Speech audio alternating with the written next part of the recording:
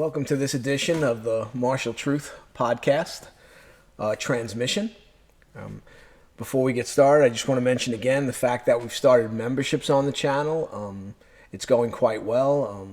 We have over 40 members already, and it's going up every week. I'm adding members-only video all the time. This podcast, they get a few days before everybody else, commercial-free. All the members-only videos are commercial-free. So I hope you'll consider joining. It's $2.99 a month, and I'm going to build a serious catalog of instructional videos for the various arts I teach with an emphasis also on self-defense. So there'll be a lot of self-defense videos that'll be coming up covering all types of topics. So I just thought maybe take a look at that. And and the other thing I'll mention again is, please, if you like these videos, please click the like button. Please share them if you can. If you're not a subscriber, please subscribe. Okay, the YouTube algorithm's a very funny thing. I get a lot of views on the videos, but I don't get a lot of people hitting the like button, So even people that know me, they probably just don't even think of it. But hitting that like button really, really helps those of us that are on YouTube with channels and trying to grow those channels. All right, so I appreciate that. So let's talk about transmission. So we're not talking about the transmission in your car, obviously. We're talking about the transmission of these arts we all love and we hold such an important place in our hearts for. Okay, so I've been lucky enough to reach instructor level in several martial arts. So I'll mention those arts for those of you that are unfamiliar. Okay, Okinawan Ishinryu Karate and kobudo, because Ishinryu is both. Matayoshi kobudo. Chen style Taiji Chuan practical method. Feeding crane kung fu. Shindo Musoru Jodo. Tenshin Shoden Katori Shinto-ryu. All right. I also am an instructor level in Sosu Ishido Jiu-Jitsu. So I have a very varied martial arts background in both Japanese, Okinawan, and Chinese arts. All right. And I might even left a couple out, right? But that's okay. So let's talk about the transmission of the Okinawan arts first. We'll start there. So transmission becomes a vitally important idea and concept if we want these arts to move forward in an undiluted form or in the correct way, the proper way. What do I mean by that? Well, not every practitioner of an art is created equal. Not every headmaster is, maybe a great headmaster. Some are only placeholders, and, that's okay. But so we'll use Ishinryu first. So in the case of Ishinryu is a very young style of karate. But to be honest, all the styles of karate are fairly young. None of them are ancient, okay? None of them are ancient, all right? So in Ishinryu, we have an art that was created in the 1950s by Tatsuo Shimabuku. And then his son, Kichiro Shimabuku, took over the style in the early 70s with his father passing away in 1975. Even when Tatsuo was training with Kian Chotoku, who was his main instructor, he trained a little bit with Miyagi, a little bit with Motobu. He also trained in kobudo seriously with Taira Shinken. All right. But, karate had already, by the time Tatsuo began his training, there was already talk of bringing karate forward as more of a competition or competitive-based sport. In other words, how can we popularize it? If you go back and look at the minutes for the meeting of the masters in the early 1900s in Okinawa, the famous meeting with Kian, Miyagi, Motobu, Yabu Kensu, you'll see there's already discussion about how to popularize karate, about having standardized kata for all the systems.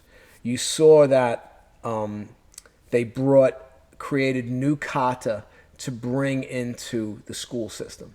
And then those kata become the basic kata within many dojo, right? The pinan, the heian, whatever you want to call them, right? I was very happy that Tatsuo Shimabuku refused to add those kata. He kept Seisan as the first kata he taught. He thought that those kata, again, were for school children. They weren't for the real practice of karate. Okay. Now on Okinawa, as far as karate goes, and even kobudo, it's very caught up in the whole idea of karate and kobudo as a sport. Okinawa also right now is caught up in karate and kobudo as a method to attract people to come to the island for tourism. So I saw a photo not too long ago of an ANA plane that had the word karate across the whole fuselage of the plane. And I was like, okay. So, the masters in Okinawa have not been engaging in any kind of combat for a very, very, very long time. Okinawa is incredibly safe. There is not a lot of crime. So they're not being forced to pressure test their martial arts. And again, that's fine. I mean, I don't want violence on Okinawa. I don't want criminality in Okinawa. But that does have an effect on the transmission of the art, because there's virtually not one Okinawan master that has any real fighting experience. I see a lot of talk about how to move and how to win in tournaments in Okinawa. I don't see a lot of talk about, well, if a guy attacks you this way, this is how you want to defend yourself. Okay? This is a huge problem. Okay? So karate originally, its original intention was as a method of self-defense. It wasn't for sport. It was never intended for sport. But now this is becoming the transmission. So for myself, I'm not overly concerned because that's not my transmission, right? Even my sensei in Okinawa, Kichiro Shimabuku, and remember, he's one of many sensei I trained with in Isshinryu Karate, and also my going back to the Chinese arts has had a profound influence on my Okinawan Karate. I recommend anybody that wants to do a serious study of martial arts, and if you want to go back and retrace your roots, I highly recommend finding a qualified instructor of a Chinese art that's related to or linked maybe in the distant past to possibly karate, and studying that art and understanding the body mechanics. It'll help you a lot. So even Kichiro Shimabuku is very interested. His karate primary focus is health. He also likes sport. He likes the tournaments. He likes his students competing in the tournaments. He knows I don't like it. He says all the time, and he said it to me on many occasions, you do karate like my father, self-defense only. So again, I don't know if that's true. It's a nice compliment, though. I'll take it. And it's something that we need to realize and accept about Okinawan karate, that the Okinawan masters don't seem to have much of an interest in their art as a method of self-defense. Yogi Yosei is a senior practitioner of Uechi-ryu Karate and Matayoshi Kobudo. He's about 90 now. Several years ago, I was training with him at the Budokan. I said, Sensei, can I ask you a question? He says, of course. I said, Sensei, how have things changed from the way when you first started training in karate all those years ago? And his response was, when we started training years ago, we were taught that as soon as you put your hand on the doorknob and get ready to leave your house, you have to be ready. And then he said, in Okinawa right now, many instructors in Okinawa, most instructors, have painted themselves into a corner. And that corner is the tournament. So most people in Okinawa believe if your students don't do well in tournaments, you don't have good karate. So again, I've already spoken on my feelings on karate as a sport. I don't feel it's a good sport. I feel it's a boring sport. But if you want to do it, knock yourself out. It's great. But the transmission is important. I attended a seminar several years ago with a 10th Dan in Shorinru from Okinawa. And going through the seminar, let's just say I was not impressed. I was not impressed. And near the end of the seminar, does anybody have any questions? One black belt raised his hand and said, could you show us an application of bunkai for the last move in the Hanshikata? He proceeded to show one of the most nonsensical fighting applications I've ever seen in my life.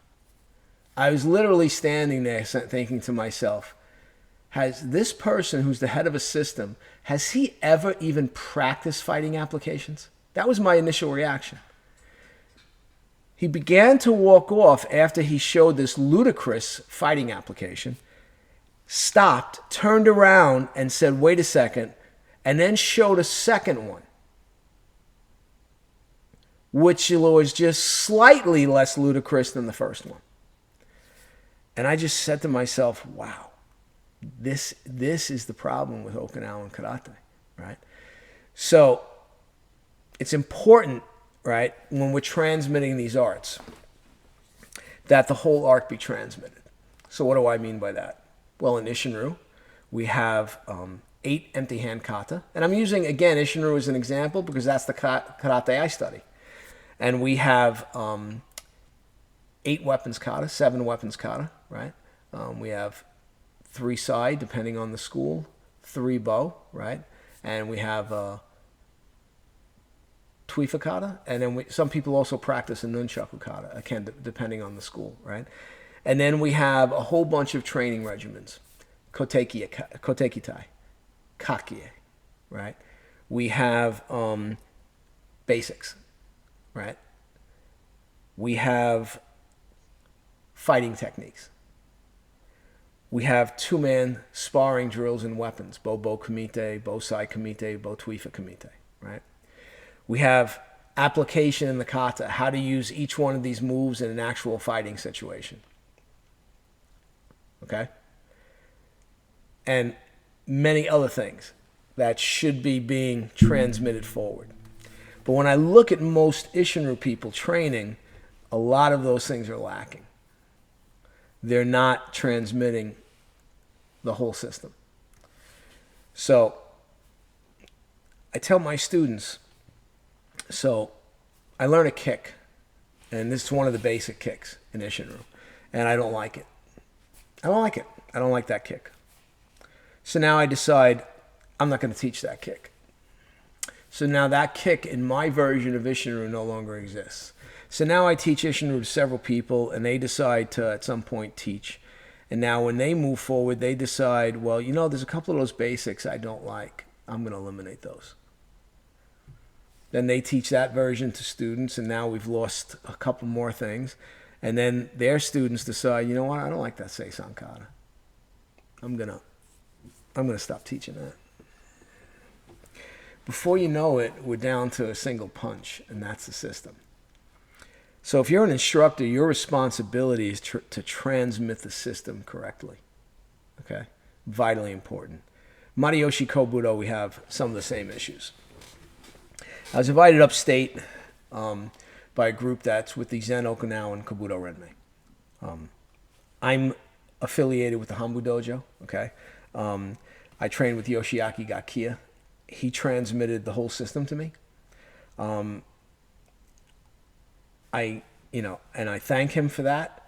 He showed me application, fighting techniques for all the moves and all the kata. He really transmitted everything to me, and I can never thank him enough for that. But I go up to I get invited up there, and they ask me, could you teach us the gua kata, which is the farmer's hoe?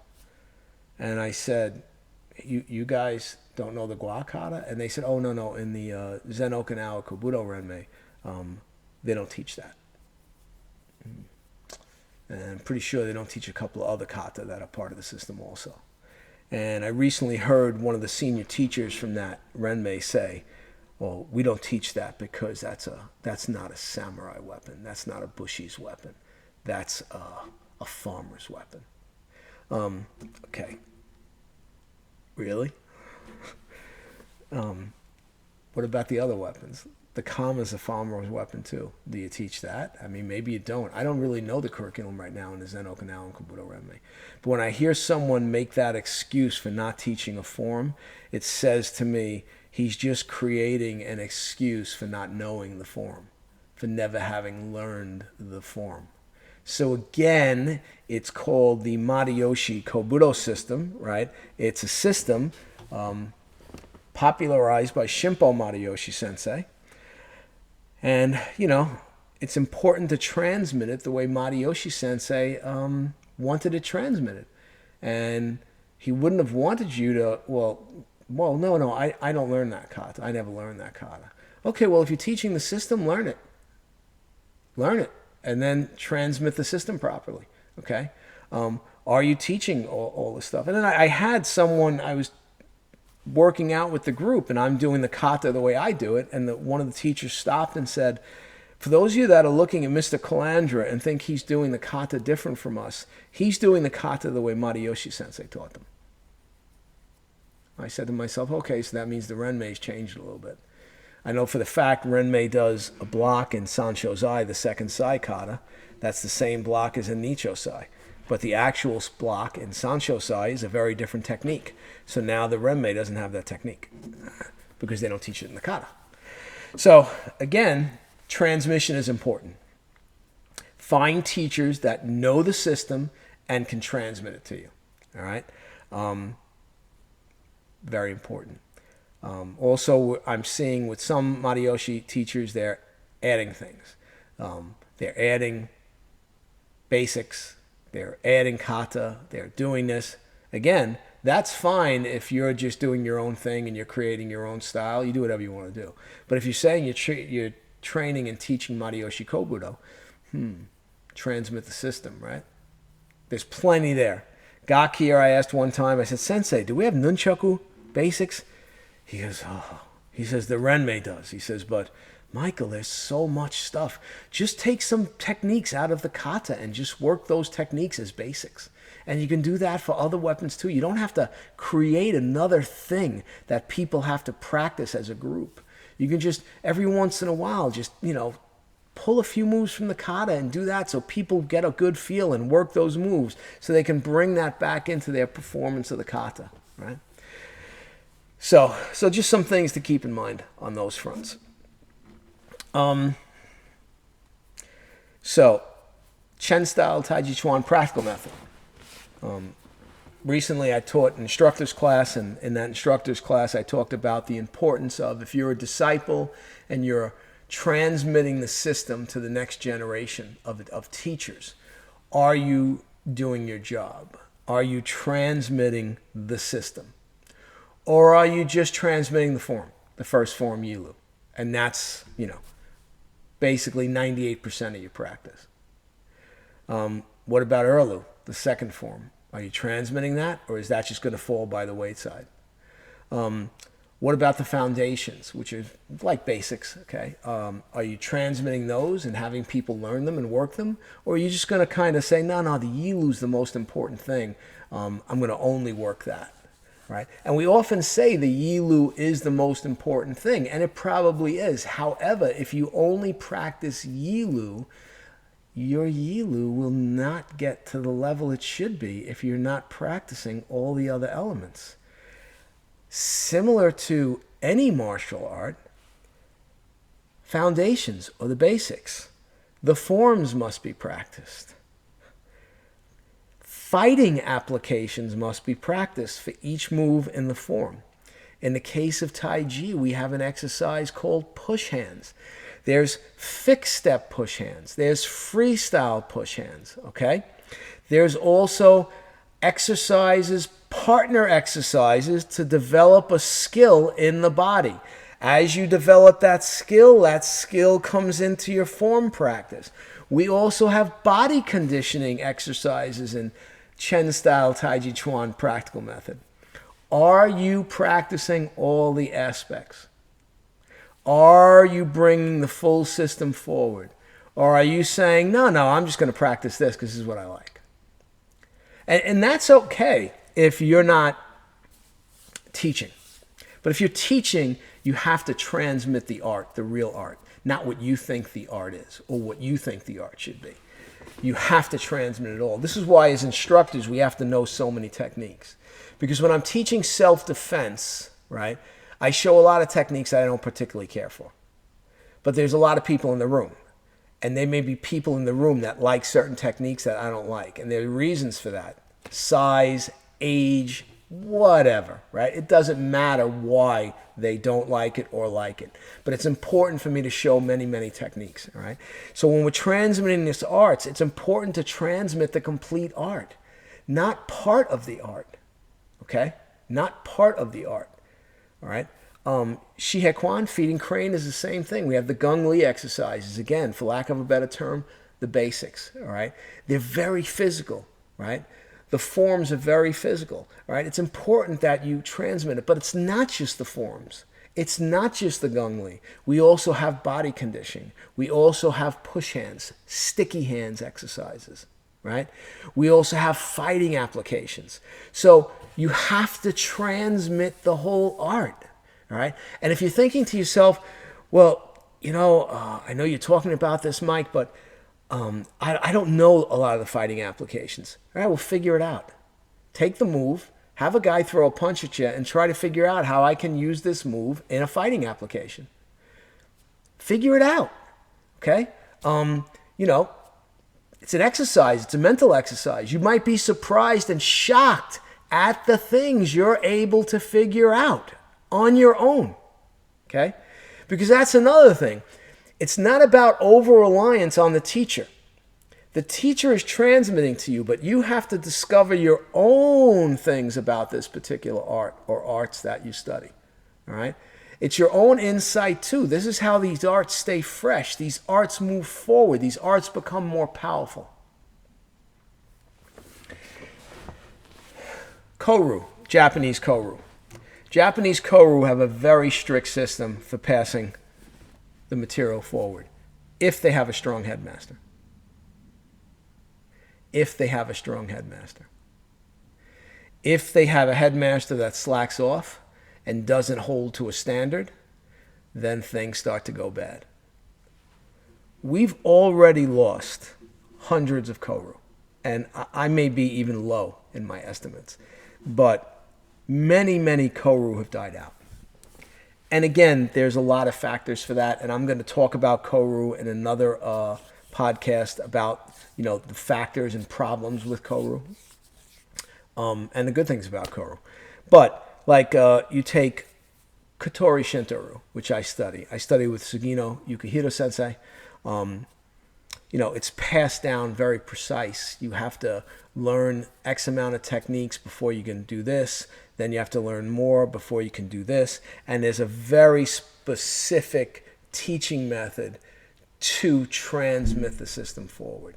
This system is 600 years old, much older than a lot of the other arts I study, especially the Okinawan arts. When you see how it's been transmitted and the techniques are still very strong and everything is good, it really makes you feel good. Same thing with Shindo Musuru Jodo, the Jodo art I studied. Again, we were lucky that it had very strong headmasters up until the mid-20th century or later 20th century. And there was several very senior teachers that are very good, and it's being still brought forward, transmitted in a very good way. Now, is every branch good? Absolutely not. That's true of everything, okay? But it's a very strong school. The transmission is going well. People are transmitting it well. The way koryu are designed, it's a little bit easier for the transmission to stay consistent. Now let's talk about another art I study. Sosu Ishido Jiu-Jitsu. Okay? So Sosu Ishido Jiu-Jitsu is on the verge of extinction. There's only a handful of practitioners worldwide. Again, part of the problem is and again, it's quite simple. The headmaster did not do his job. He's the 16th headmaster in an unbroken line. He's not a bad person. He helped me and taught me some things. But when I first went to Fukuoka to train with him, he wasn't even teaching active classes. Okay. To say I was shocked was an understatement. You know, he gave out high rank to people that didn't really train. And now the art is on the verge of extinction. I know he has a son. I'm hoping his son will hopefully reinvigorate the art and be able to bring it back, but I don't know. I recently saw a video of a group in Tokyo practicing Sosuishido. To say I was appalled at the lack of ability, at the lack of intensity. This did not look like a martial art. I don't know what it looked like, but it was bad, okay? They've changed the kata, all right? Again, okay, the transmission is the transmission. We have the kata on video, these nice black and white videos from the 1960s. There are the kata. I know when I went to Fukuoka, I had sent a letter to the headmaster with a videotape of me doing the kata with one of my students. He wrote me a letter back saying that I had approximately a 75% understanding of the art, which I was shocked at. And he said if I came to Fukuoka, he would help me to understand the rest of it. Boom. I get a plane ticket. I go to Fukuoka. It's just me and him training for 3 days. And he corrects me on some of the kata, shows me deeper things that I wasn't aware of. Because like I said, the person that I trained with, no, right? Then he taught me all the Koshi no Mawari, the Iai Jitsu forms of Sosuishido. And I was on my way. The kata, the things he corrected on me, the kata look exactly like they do in the 1960s video. So why do some of the kata in Tokyo look different? Well, because you're changing it. Okay, but if you're changing it, then change the name. Okay? Like I added 2 sets of kata to my Sosuishido curriculum. Okay?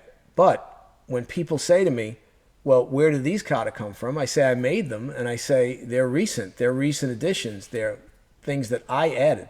So they're not part of the koryu transmission. The koryu transmission is the koryu transmission. I transmit it the same way that it was transmitted to me by the headmaster. I transmit the Iai Jitsu the same way as it was transmitted to me by the headmaster. So again, here's an example of where the headmaster is not strong, keeps a grip on the different groups, and makes sure that the art is being transmitted forward correctly. And now what do we have? We have chaos. And we have an art that's literally on the verge of extinction. Sad. Very, very sad. So think about the transmission of your arts. Think about if you're doing your job as a senior instructor, as a disciple, as whatever you want to call yourself. Are you transmitting the art, or are you doing what you feel? You're picking and choosing and transmitting what you want to pick and choose. Okay? Not a good idea. All right? Hope you've enjoyed this one. Please, please click that like button. All right? Subscribe. Think about becoming a member of the channel. It's only $2.99 a month. All right? A lot of the instructional videos, I think you're alike. You know, they're very, very clear. My instruction is clear, so you can understand exactly what I'm talking about, all right? There's a lot of instructional videos up there already for practical method, for Matayoshi kobudo.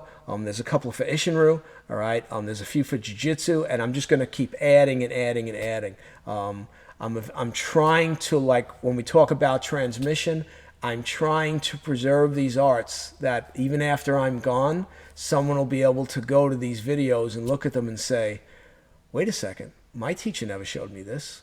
This is a part of this school? Why wasn't I taught this? And hopefully that person will be able to recapture it and bring it in. So it's really a lifelong thing that I'll be doing in terms of creating these instructional videos. There's a lot to do. I teach a lot of arts, and I'm going to go forward and go forward. So please think about becoming a member, all right? All right? Take care, and I'll see you next time. Thanks.